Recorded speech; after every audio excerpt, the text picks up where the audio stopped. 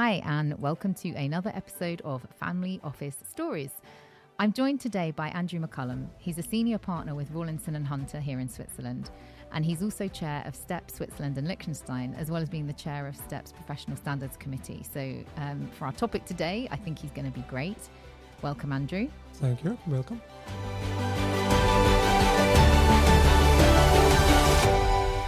So this is the first time we're talking about private wealth structures on the podcast. We're seeing a lot of interest from families looking forward at succession and thinking through topics like, how am I going to pass this to the next generation and what structures do I use to do it? So we thought it would be useful to talk about trusts. It's something that comes up time and again. So Andrew, an easy starter for 10, what's a trust?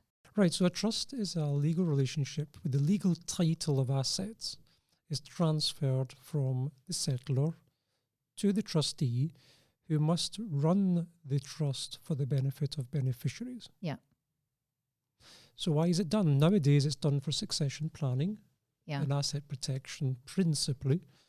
It does sometimes give tax deferrals, but tax is not the major reason now for setting up trusts. Yeah, I mean, in the past, you'd quite often hear trusts and tax in the same sentence. Totally agree with you. We very rarely see it now in that driver, in that context.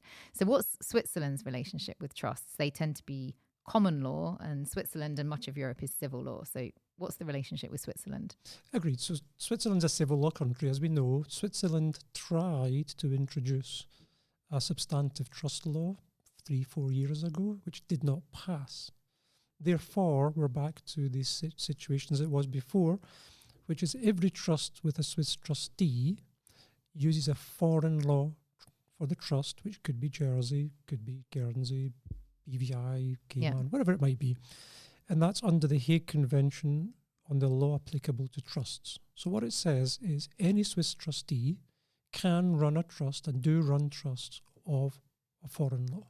Right, okay. And I mean, a lot of countries do recognise trusts and do have them in their legislation, right? So it's quite a common thing that we see with, I don't know, Brits, Australians, Americans. It's a wide-known concept. Correct. I mean, it's been used worldwide. You're right. Historically, it would have been a common law type of family. They would have used these things going back in time. Nowadays, Latin America, Middle East, Asia, European families, everybody's using trusts. Yeah. And one thing I think that is a kind of common concern or misconception or anxiety about setting up a trust is this idea that you give your assets away to somebody that's not you, not your family. But that's where the private trust company comes in. So can you tell us, what's a private trust company? So a private trust company is a trust company set up for acting as trustee for a group of trusts, family-related trusts, or a specific trust. So it's very specific, for the purposes of this conversation, limited to one family. So that's a good way of then keeping that control, I guess. Controls, you've got to be careful with the word control. Go on. When you pass your assets to a trustee, the trustee is the legal owner of those assets. Yeah. By consequence, you give up control in the strictest sense. Yeah. However, there is ways you can keep significant influence over that relationship. One is there's a concept of protector.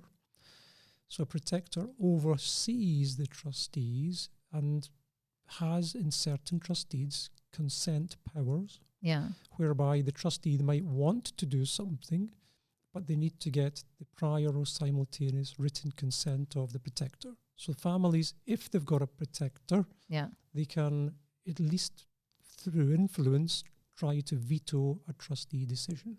Got it. And I mean, from a tax perspective, obviously, every country has slightly different nuance around this. Some jurisdictions, I'm from the UK, there's very comprehensive anti-avoidance legislation, very complex rules around how trusts are taxed. But I guess for some families, that extra reassurance might be worth the tax that's incurred from having such a structure in place. Yeah, I mean, I'm seeing more and more families where tax is a thing, but it's not the major driver. Yeah. Many families accept paying an appropriate amount of tax.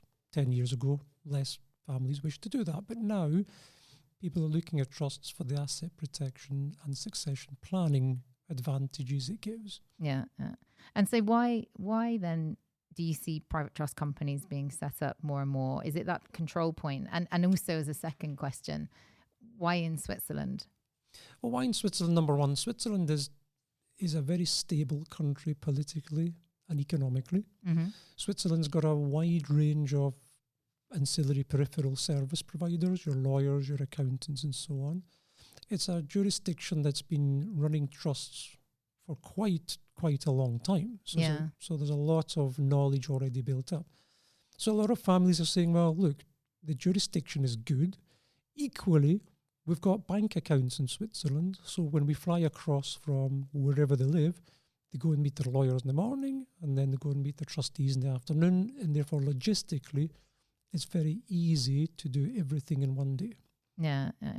And I guess as well, there's quite a lot of countries where you don't necessarily see that pocket of expertise, because them being in that country might trigger other consequences, whether it's regulatory or tax. And maybe actually we could just touch on that for a minute. So the regulatory environment in Switzerland, that's changed relatively recently for trusts and trustees. Exactly. So the FINMA law came in 2020 with transitional provisions to the end of 22.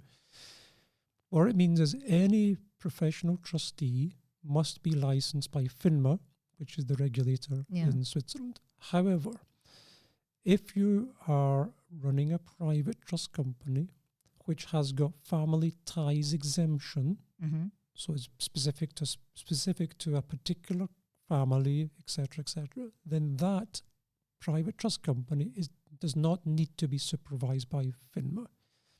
So what that means is you've got an advantageous regulatory environment because you're not subject to FINMA supervision. However, a lot of families are nevertheless writing to FINMA to say we believe that we can take advantage of family ties exemptions and get a letter back from FINMA that says, yes, we agree. Now, why are families doing that? It's because if you believe you've got a family ties exemption and FINMA laterally decide you don't, then the directors of that private trust company have been running an unlicensed trust company, which is contrary to Swiss law. Yeah, not a good place to be then. With quite significant consequences. Yeah. And where do you see then the main other places that trusts are being run from? And maybe if we stick, well, actually we can say globally. So Jersey, Guernsey, you mentioned Cayman, BVI. Yeah. What about places like Singapore, Hong Kong? Of course, Singapore's got a very thriving industry as well. Hong Kong too. But you mentioned most of the major ones. There are others, of course. But for the listeners, they probably realize that most of the ones you've mentioned, if not all, are from common law jurisdictions, ex-British colonies. That's where it's all developed from. Yeah. So Switzerland's, I was going to say quite unique. Something cannot be quite unique, but it's unique in that sense then. Well, the Swiss have been very, very intelligent on this. They've recognized the need for trusts. The banking community, very large in Switzerland, has been pushing this as well. But you actually get the benefit of the local law. So, for example, Jersey law with the Jersey law courts, Jersey law lawyers, you get that advantage, but all from Switzerland. Yeah, all wrapped up in one neat bubble. So one thing that we see quite commonly is families then they set up the private trust company and they want somebody from the family or the family office or a trusted advisor to sit as a director on that company. What are your thoughts on that?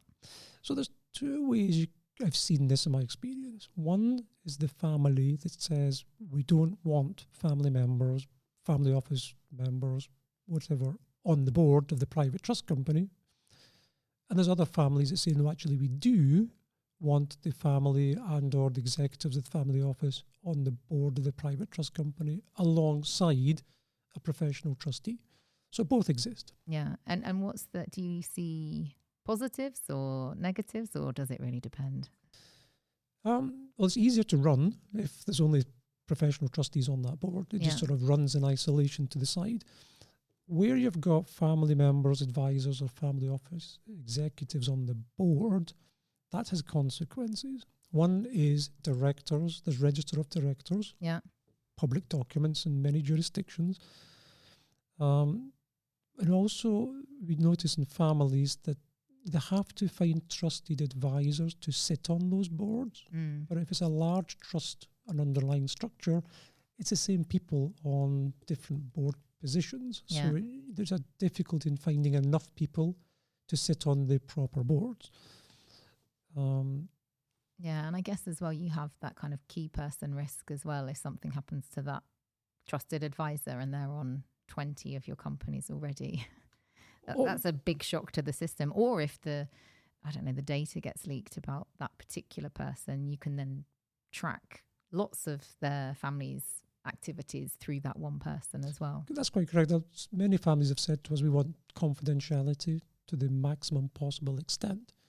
And then you say, well, as soon as you've got your head of the family office on the board of the PTC, and that's publicly available information, any person with a little bit of internet experience can put in that person's name with the trust company and link it to the family. Yeah. And we see that this confidentiality piece is ever more important. And maybe turning to your role with STEP, so the Society of Trust and Estate Practitioners in Switzerland, what general trends are you seeing? What things are keeping your members busy or concerning your members? Well, clearly private trust companies is one of them. Also what we're doing in STEP is we try to influence the debate over trusts. We have dialogue with FINMA, for example, on a regular basis. We take part in public consultations on trust-related matters and so on and so forth. Got it. And if you're trending out, say, 10 years, what do you hope or what do you think the trust landscape will look like in Switzerland? I think I know what you might say.